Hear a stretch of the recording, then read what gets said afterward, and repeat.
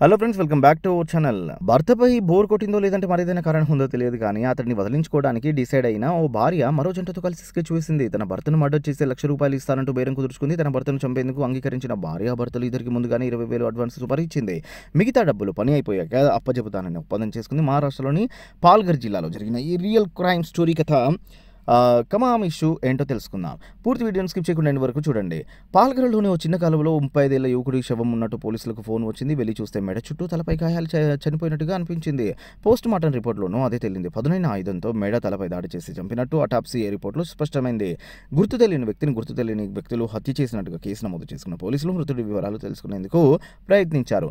పాల్ఘర్ జిల్లాలో మిస్సింగ్ కేసుల వివరాలు చూస్తూ వాటితో పోల్చి చూడగా ఒక మిస్సింగ్ కేసులో వ్యక్తి ధరించిన దుస్తులు మృతుడి ఒంటిపై ఉన్న దుస్తులతో సరిపోలడంతో అతడు ఎవరు ఏంటి అనే విషయంలో పోలీసులు నిర్ధారణకు వచ్చారు. అతడు గోరేగావ్కు చెందిన వ్యక్తి అని ధృవీకరించుకున్నారు. ఆ తర్వాత అతడి హత్య కేసును దర్యాప్తు చేస్తున్న క్రమంలోనే మృతుడి కుటుంబం నివాసం ఉంటున్న ప్రాంతంలోనే ఇద్దరు దంపతులు మిస్సింగ్ అయినట్టు గుర్తించారు. ఆ ఇద్దరు ఇక్కడికి వెళ్లారు, ఎందుకు కనిపించకుండా పోయారు, ఇతడి హత్య కేసుకు వారికి ఏమైనా సంబంధం ఉందా అనే కోణంలో దర్యాప్తు చేపట్టారు. కనిపించకుండా పోయిన దంపతులు ఎటకెలకు గుజరాత్లోని వాపిలో తలదాచుకున్నట్టు తెలుసుకున్న పోలీసులు వారిని అరెస్ట్ చేసి తమదైన స్టైల్లో విచారణ మొదలుపెట్టారు.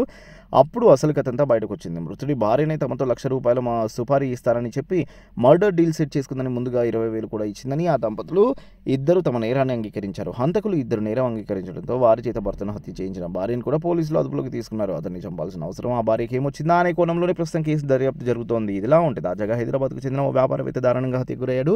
ఆయనను హైదరాబాద్ సమీపంలో హత్య చేసి ఊటీ ఎస్టేట్లో ఆయన మృతదేహాన్ని తగలబెట్టారు. ఉప్పల్ భువనగిరి ప్రాంతంలో ఆయనకు హత్య చేసినట్టు తెలిసింది. భార్య నిహారిక, ఆమె ప్రియుడు డాక్టర్ నిఖిల్ ఈ దారుణానికి ఒడిగట్టినట్టు పోలీసుల విచారణలో తేలింది. వ్యాపారవేత్త రమేష్ కుమార్ మృతదేహాన్ని కర్ణాటక పరిధిలోని కొడగు కాఫీ ఎస్టేట్లో తగలబెట్టారు. కాఫీ తోటలో సగం కాలిన మృతదేహాన్ని కర్ణాటక పోలీసులు గుర్తించారు. మెర్సిడెస్ బెంజ్ కారులో రమేష్ మృతదేహాన్ని హైదరాబాద్ నుంచి ఊటీ దగ్గర ఉన్న కాఫీ ఎస్టేట్కు నిహారిక తీసుకెళ్లింది. ₹8 కోట్ల ఆస్తి కోసమే నిహారిక భర్తను హైదరాబాద్లో హత్య చేయించినట్టు కర్ణాటక పోలీసులు విచారణలో తేల్చారు.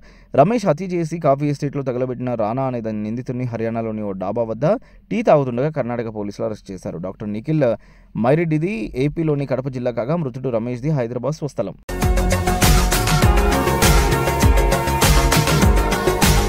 మరిన్ని అప్డేట్స్ కోసం మా ఛానల్ని సబ్స్క్రైబ్ చేయండి.